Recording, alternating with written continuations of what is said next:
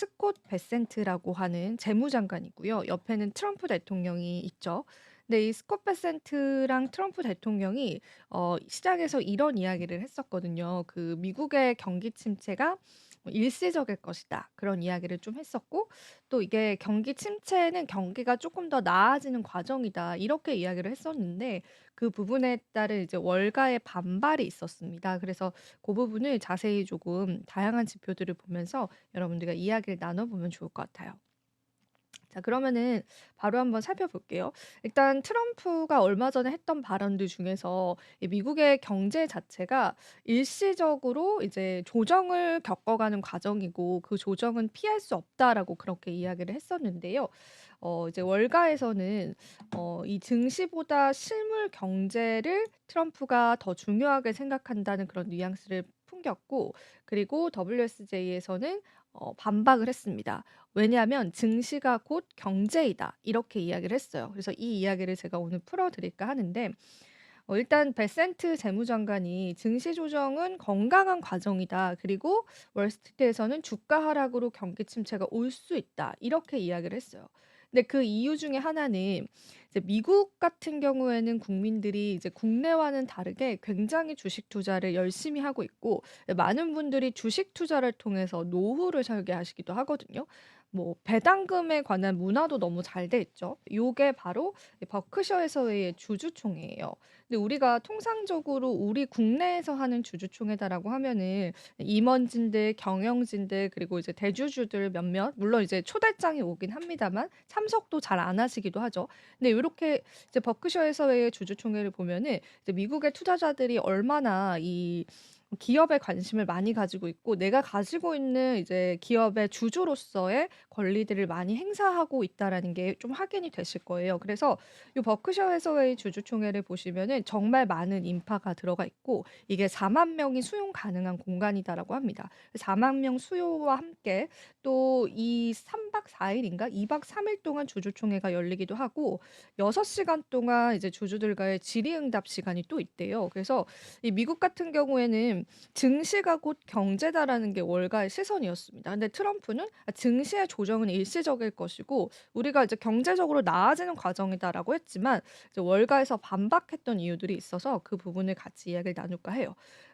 자, 왜냐면은 미국은 소비의 나라입니다. 그래서 이 미국에 있는 소비자들이 소비를 굉장히 잘하기도 하고, 그 미국의 소비 자체가 뚝 떨어지면은 GDP에 관한 급감률도 굉장히 커요. 우리나라 같은 경우에는 소비의 나라라고 보기엔 좀 무리가 있죠. 물론 내수가 중요하긴 하지만. 근데 이제 미국처럼 소비로 이제 경제가 살아나는 국가들은 소비가 줄어든다는 게 굉장히 심각한 경기 침체를 나타낼 수 있어요. 그래서 이야기를 쭉 같이 한번 보시면은 베센트 장관의 주장을 전면적으로 반박을 했습니다. 최근 몇 주 동안 주식 시장의 조정 같은 경우에는 물론 지금은 반등이 나왔습니다만 경기 침체의 잠재적인 징후 그 이상이고 실제 침체를 일으킬 수 있다라고 이야기를 했습니다.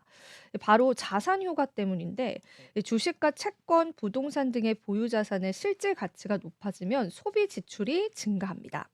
쉽게 이야기를 하자면 많은 미국에 있는 국민들이 주식에 투자를 해요. 예를 들면 내가 노후를 설계하면서 배당주에 투자를 했다고 해 볼게요. 아니면 뭐 성장주와 같은 뭐 엔비디아 같은 그런 종목에. 근데 주식에서 그 가격들이 하락을 하고 조정을 겪어요. 그러면은 미국 국민의 입장에서는 내 전체 자산의 뭐 예를 들면 30% 이상을 이 주식 투자를 해 놨는데, 그리고 이제 많은 이제 미국 국민들이 주식 투자를 하고 있는 상황이잖아요. 근데 이 자산이 떨어져요. 그러면은 우리가 지금 할 수 있는 건 손절을 선택하지 않잖아요. 대부분 장기 투자를 하시니까. 그래서 손절이라는 것도 사실은 이제 내 자산적으로는 손해니까 일단은 기다리긴 하겠지만 대신에 소비를 줄이는 거예요.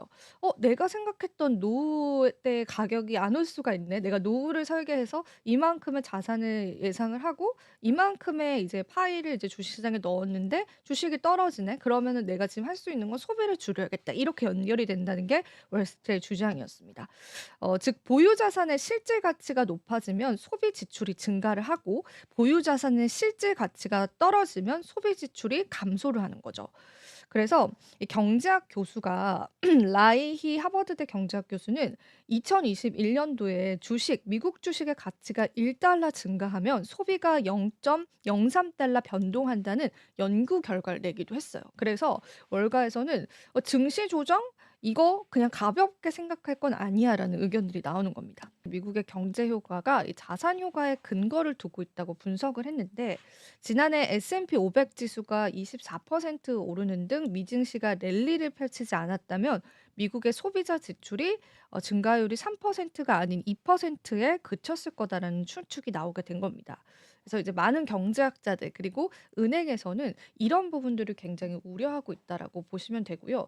특히 우리가 좀 이렇게 연결고리로 생각을 해보면 미증시가 하락을 하면서 이제 미국 국민들이 내 자산 가치가 떨어지고 줄어들게 되면서 소비 지출을 줄여요. 근데 이 소비 지출이 미국 경제에 차지하는 비율이 너무나 큰 거죠. 그래서 이게 곧 미국의 경기 침체로 올 수 있다. 이런 이론입니다. 소비가 경제에 차지하는 비중이 큰 미국은 소비 둔화가 경제에 직접적인 타격을 준다고 합니다. 만약에 미국 증시가 올해 20% 하락을 하게 되면은 소비자 지출이 1.2% 포인트 감소한다고 전망을 했고요. 미국 경제의 소비가 무려 70%를 차지한다고 해요. 그래서 GDP도 0.8% 포인트 감소한다라는 게 이 도이치뱅크의 계산이었습니다. 그래서 사실은 미국인들의 이런 주식 사랑, 그게 주식 등락에 따른 자산 효과를 뚜렷하게 만들고 있다라고 보시면 되는데 지난해 말 미국 가정의 금융 자산 중에서 주식이 차지하는 비율이 무려 43%를 차지했습니다. 사실은 그런 게 우리가 이렇게 주주총회만 보시더라도 한눈에 보이는 부분이잖아요. 그래서 이 주주총회에 이렇게 많은 사람이 온다라는 건 주주 친화적인 그러한 이제 경영이다라고 우리가 해석을 해볼 수도 있겠지만 그만큼 이제 미국 국민들이 주식에 정말 많은 관심을 가지고 있고 실제 자산에 많이 편입시키고 있다라는 게 좀 확인이 되는 대목입니다. 그래서 지표를 같이 볼게요. 네, 월스트리트 저널 이면에 게재된 경기 침체의 조기 징후를 나타내는 지표입니다. 그래서 워싱턴 DC에서 줄어든 미국의 신용과 체크카드 소비 그거 확인을 해볼 수가 있고 그 다음에 체크카드 소비 확인해 볼 수가 있고 그 다음에 증가하는 카드 연체 가능성도 우리가 확인을 해볼 수가 있고요. 그리고 확대되는 중소기업 불확실성 지수 그리고 컨퍼런스 콜에서 멘션 그러니까 소프트 랜딩이라고 해서 우리가 경기에 관한 연착륙에 관한 언급이 지금 2024년도 말 그러니까 트럼프 행정부 들어오고 나서 확 줄었습니다. 그전에는 이렇게 높은 수치였거든요. 요런 것들도 확인을 해볼 수가 있고 그다음에 급증하는 일자리 감축폭과 또 연방 정부 직원의 실업수당 청구 건수가 여기 보시면은 엄청 올라왔죠. 근데 이게 이 연방 정부 직원의 실업수당 청구 건수는 그들이 많이 그만큼 실직을 했다라는 건데 얼마 전에 이제 도지에서도 많은 공무원들을 해고했잖아요. 그래서 그런 부분들을 봤었을 때 이 많은 신호들이 경기 침체를 나타내고 있다라는 게 이제 월가에서 이야기가 좀 나온 겁니다. 그래서 우리가 전반적으로 또 시장의 지표들을 살펴보면은 이미 경제 지표들은 소비 심리가 얼어붙고 있다는 신호를 보내고 있다고 합니다. 그래서 14일 미시간대가 발표한 소비자 심리 지수는 57.9로 예상치인 63.1을 크게 밑돌았습니다. 도널드 트럼프 집권 이후에 보시는 바와 같이 정말 크게 하락을 하고 있거든요. 그래서 1월 미국 소매 판매는 전월 대비해서 0.9% 감소를 했고 1년 10개월 만에 최대 폭이다라고 합니다. 그리고 일단 실적 발표 자체도 좀 안 좋게 나오는 기업들도 좀 나오고 있어요. 그래서 그런 부분들을 봤었을 때 실질적으로 이렇게 트럼프가 이야기했었던 증시 조정은 건강하다라는 게 월가에서는 전혀 받아들여지고 있지 않다고 보시면 됩니다. 이 많은 지표들이 미국의 소비를 위축시키고 있고 미국은 전체 경제에서 소비가 차지하는 비율이 70%까지 육박하는 나라이기 때문에 미국의 소비가 줄어든다라는 건 결과적으로 미국의 경기 침체를 불러올 수 있다라는 거죠. 그래서 사실은 뭐 일각에서는 많은 우려를 하고 있다고 그렇게 보시면 되겠습니다. 그래서 뭐 오늘 이제 저가 매수세 때문에 반등이 나와주긴 했었는데 이제 미국 증시 자체가 가지고 있는 그런 경기 침체 리스크들은 여러분들 염두를 해두시면서 대응을 좀 찾아가 보셔야 될 것 같아서 오늘 이야기 가지고 왔습니다. 자, 그럼 암호화폐 이야기 들어가기 전에요. 저희가 시황도 같이 한번 체크를 해볼게요. 자, 오늘의 시황 보겠습니다. 자, 오늘 이제 비트코인이 그래도 보합권을 나타내면서 조금 상승폭을 나타내 줬습니다. 그래서 비트코인이 83,000달러 나타내고 있고요. 이더리움 같은 경우에도 1,913달러 현재 나타내고 있습니다. XRP는 1%가량 하락을 했고 그래도 일주일 기준으로는 상승폭이 굉장히 컸었죠. 뭐 XRP 쪽에 관한 굉장히 호재적인 뉴스들은 시장에 좀 많이 나오고 있다고 보시면 되고요. 솔라나 코인은 1.7% 하락세 좀 나타냈습니다. 도지코인도 하락하는 추세 보여줬고요. 카르다노 에이다 같은 경우에도 좀 하락 추세를 나타내고 있는데 에이다는 이제 고래 매도 물량이 좀 많이 나왔다는 소식이 있었어요. 그래서 그 부분들도 여러분들 염두를 해두시고 그리고 이제 이따가도 제가 언급을 해드릴 건데 밈코인이 유동성이 좀 급격하게 감소를 하고 있습니다. 그래서 이 부분도 시장의 우려감을 나타내고 있다고 보시면 되겠습니다. 지금 보면 파이코인이 13위로 다시 내려왔거든요. 11위까지 올라왔었다가 체인링크가 다시 올라와 줬어요. 10% 일주일 동안 상승하면서 그래서 여기 시가총액 한 10위에서 15위까지는 최근에 변동이 좀 있는 편이에요. 그래서 요것도 이제 보유자분들께서는 염두를 해두시면 좋겠습니다. 자, 그럼 암호화폐 뉴스 저랑 바로 한번 살펴보도록 할게요. 요거는 이제 제가 속보를 가지고 온 건데요. 지금 폴 애킨스가 아직 SEC 위원장으로 이제 활동을 하고 있지 않은 상황이잖아요. 근데 폴 애킨스가 예, 상원 청문회를 앞두고 있습니다. 사실 이제 트럼프가 지명을 했다고 해서 바로 그 자리에 앉는 건 아니고 이제 의원들도 어느 정도의 청문회를 거쳐서 이 사람을 정말 제대로 앉힐 수 있는 것인가 그런 이야기들이 좀 오고 갈 것 같아요. 그래서 청문회가 근데 무난하게 통과될 것으로 보고 있어서 요 청문회가 이제 통과가 되게 되면은 아마 이제 SC 위원장으로 앉을 가능성이 있습니다. 이게 또 시장의 호재가 될 수는 있거든요. 그래서 그런 부분들도 여러분들이 염두를 해 주시면 좋겠고 그리고 이거는 이제 조금 자료는 없어요. 근데 조금 슬픈 이야기라서 오늘 급하게 가지고 왔는데 사실 예전에 크립토컨트가 이제 약세장을 맞췄던 적이 있었거든요. 근데 이제 강세 사이클이 끝났다라는 이야기가 좀 나왔습니다. 근데 주기영 대표가 사실 말을 좀 많이 바꾸기는 했어요. 뭐 내가 뭐 어떤 이제 온천 지표를 내면서 그 부분에 관해서 사람들이 그러면은 이제 "강세장이 끝났냐?" 이렇게 이제 코멘트를 많이 달았어요. 이제 달고 나서 주기영 대표가 "아 그런 뜻은 아니었다." 이렇게도 이야기를 하고 좀 말을 좀 많이 바꾸기도 했는데 일단은 이제 확실히 "비트코인 강세 사이클 끝났다."라고 이렇게 직접적으로 언급을 한 거는 제가 알기로는 거의 처음이었습니다. 그래서 6 개월에서 12 개월 동안 약세나 횡보가 지속될 것으로 예상이 된다고 보고 있고요. 유동성이 고갈되면서 신규 고래들이 이제 비트코인을 더 낮은 가격에 현재 매도하고 있는 상황이다. 그렇게 여러분들 보시면 되겠습니다. 자, 그리고 밈코인 지수라는 게 있는데요. 이것도 90% 급락을 하면서 빙하기에 관한 이야기가 좀 나오고 있습니다. 투기성 트레이더들이 시장에서 빠져나가면서 밈코인 열풍이 식고 있는데 더블록은 디지털 자산 인덱스 개발 업체 밈코인 지수가 지난해 12월 정점에서 올해 3월 80%까지 급락했다고 이야기를 했고요. 총 90% 하락한 것이다라고 보고 있습니다. 일단 펀더멘탈이 부족하고 소셜 미디어와 커뮤니티에 크게 의존하는 밈코인의 특성상 변동성이 클 수밖에 없다라고 보고 있고요. 대표 밈코인들이 이제 포지션을 정리를 하면서 상당한 매도 압력에 직면해 있다고 합니다. 그래서 90% 급락, 빙하기가 올 수 있다. 그렇게 여러분들이 이해를 해보시면 좋겠습니다. 그리고 이런 소식도 전해졌습니다. 이 마이클 세일러의 마이크로 스트래티지가 이 비트코인을 또다시 매입했다. 그런 이야기가 좀 전해졌습니다. 이제 요거는 라자루스 그룹이다라고 해서 지금 이 북한의 해커 그룹의 이제 지갑을 저희가 추적을 했잖아요. 바이비트 해킹 사건 때.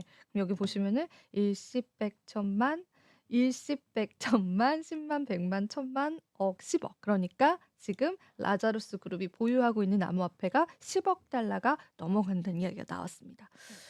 대부분 보시면 이제 그 해킹한 것들이고요. 지금 그 지갑 안에 있는 코인들 요렇게 보시면은 어떤 거 갖고 있는지 보실 수가 있어요. 근데 요거는 이제 이 해킹 그룹이 요거를 산 거 아니고 거의 이제 불법적으로 해킹해 가지고 바꾼 코인들입니다. 그래서 BUSD, USDT, 뭐 USDC 이런 식으로 좀 많이 바꿨고 지금 되게 슬픈 게 뭔가 슬픈 게요. 10억 달러 상당의 비트코인 그러니까 암호화폐를 보유하고 있는데 이게 우리가 잘 알고 있는 엘살바도르나 부탄 정부보다 많은 금액이다라고 합니다. 그래서 엘살바도르는 이제 비트코인 화폐로 사용을 하면서 이제 비트코인을 옹호하면서 이제 국가적인 차원에서 계속 비트코인을 샀었고 그게 시장의 이슈가 됐었는데 북한이 쉽게 이야기하자면 한국보다 암호화폐를 지금 더 많이 가지고 있습니다, 국가적인 차원에서. 왜냐하면 사실 이 해커 그룹이 개인일 리는 없잖아요. 이제 국가적으로 조직적으로 되게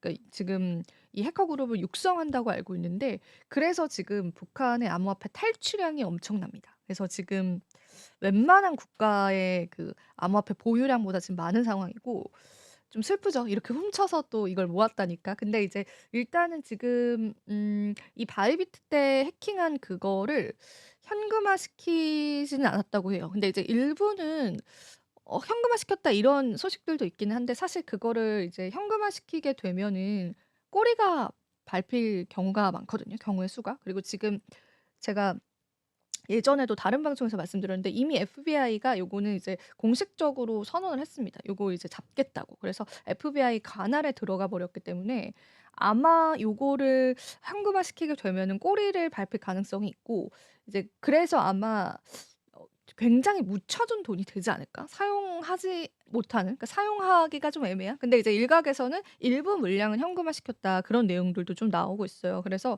일단은 요 지갑은 계속 이제 크립토 전문가들이 계속 추적을 하고 계속 지켜보고 있습니다. 여러 명이 지켜보고 있죠. FBI도 마찬가지고. 근데 일단 지금은 어마어마한 금액을 이미 이 지갑 안에 모았다. 라자루스 그룹이라고 쫙 되어 있죠. 요거는 너무 좀 흥미로워서 오늘 또 이야기를 가지고 왔고요.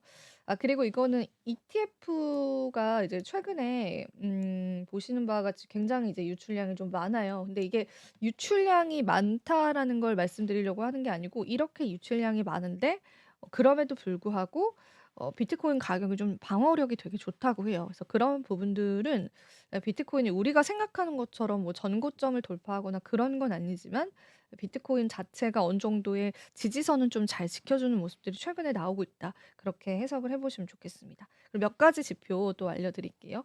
이 디지털 자산에 관한 유출량들도 코인쉐어스에서 이제 데이터 공유했는데 좀 많이 일어나고 있는 상황이에요. 그래서 전반적으로 시장이 이제 수급 감소는 이 디지털 자산 유출량을 통해서도 우리가 좀 확인을 해볼 수가 있는 대목이고요. 그리고 요거는 이제 워렌 버핏 이야기로 준비를 해 봤는데 이걸 왜 준비를 했냐면 어제인가 제가 이제 암호화폐 관련한 이제 트위터를 봤는데 그러니까 트위터에 사실 이제 크립토 투자자들은 트위터를 많이 좀 활용을 하거든요. 그래서 실제로 트위터에서 올라온 글들이 기사화되는 경우가 많아요. 그래서 투자자분들은 기사를 보면은 트위터보다 한 발 늦는 경우가 많습니다. 그래서 이제 대부분 내가 빠르게 소식을 접하고 싶다 그러면은 그러니까 지금 X죠. 구 트위터죠. X에서 이제 유의미한 그런 기사를 주는 그런 이제 전문가들이 있어요. 뭐 ETF에 관한 본론 보고 분석가도 있고 애널리스트들도 있어요. 그리고 뭐 이런 자산운용사들도 있고 그래서 그거를 팔로우를 하시면은 소식이 되게 빠르게 들어오는데 이게 이제 기사보다 먼저 났었는데 워렌 버핏이 암호화폐에 투자를 하고 있다. 이런 이야기가 좀 나와서 이게 뭐지?'라고 이제 흥미로워서 제가 가지고 왔는데 일단 워렌 버핏은 이제 비트코인을 쥐약을 제곱으로 곱한 것과 같다. 이렇게 악평을 했습니다. 그리고 이제 뭐 정말 최악의 결말을 맞을 그런 투자 자산이다. 이렇게 악플을 했었는데 그가 지금 최근에 주식 많이 덜어내면서 현금 보유량이요. 3,340억 달러. 아까 제가 북한이 해킹한 게 10억 달러라고 했는데 그거 대비해서도 여러분 엄청난 금액을 지금 가지고 있는 상황이에요. 그래서 한때는 시장에서 버핏이 주식을 팔았대. 이게 굉장히 이제 또 화두가 됐었는데 이제 버핏이 이제 현금을 그럼 뭘 살 거냐. 근데 일부 지금 버핏으로 추정되는 지갑 주소가 하나 올라왔어요, 그 X에. 근데 거기에 이제 버핏이 알트코인을 조금 추가하고 있다. 이런 버크셔에서 웨이가 고게 이제 하나 나왔었는데 고거는 추정된 지갑이라서 팩트 체크가 안 된 것 같아서 제가 가지고 오지 않았고요. 지금까지 팩트 체크된 바로는 이제 워렌 버핏이 누홀딩스를 이제 투자를 하는데요. 이게 2021 년도로 거슬러 올라갑니다. 그러니까 워렌 버핏은 뭐 그때도 이제 암호화폐에 관해서 이제 악평을 계속 넣고 있었는데 이 누홀딩스라고 하는 게 남미에 있는 회사거든요. 그러니까 브라질 회사로 알고 있어요. 근데 이 누홀딩스를 2021 년에 상장 전에 그 0.1% 정도의 지분을 매입을 합니다. 그러면서 이제 "누홀딩스 좋은 회사다." 이렇게 좀 약간 이제 띄워주기도 했었고, 근데 누홀딩스가 상장을 하고 지분을 이제 1% 까지 늘려요. 그리고 나서 지금 2024 년, 그러니까 작년 3 분기까지 버핏이 누홀딩스의 지분을 무려 10% 까지 늘렸습니다. 근데 이제 누홀딩스는 요런 소식들이 전해지면서 이제 브라질 증시에 상장이 되어 있을 거 아니에요. 가격이 엄청 올랐거든요, 누홀딩스가. 이거는 버핏이 선택한 회사야. 버핏의 지분이, 그러니까 버크셔 해서웨이의 지분이 10% 이상 있대 해서 누홀딩스가 굉장히 많이 올랐는데, 그럼 이 누홀딩스가 뭐 하는 회사냐? 누뱅크 크립토를 운영하는 회사인데, 어떤 회사냐면요. 암호화폐 거래소 회사입니다. 그러니까 결과적으로는 이걸로 많은 돈을 벌고 계세요. 그래서 이제 누뱅크 크립토가 우리나라로 따지면 업비트나 K뱅크 같은 거를 이제 운용하는 회사거든요. 그러니까 이제 아주 우회적으로 이제 언론들에게는 이제 이 자산을 굉장히 이제 깎아내리면서 이 크립토 거래소를 활발하게 운영하고 있는 회사를 지금 투자를 하면서 지분을 10% 까지 늘리고 있는 상황입니다. 그리고 이제 추정된 지갑에 따르면 이제 암호화폐 알트코인들도 좀 담고 있는 걸로 알려져 있고, 그래서 이제 버크셔 해서웨이 그리고 또 워렌 버핏의 앞뒤가 다른 이런 투자 철칙도 여러분들도 아셔야 될 것 같아서 제가 오늘 마지막 소식으로 이렇게 가지고 나왔습니다.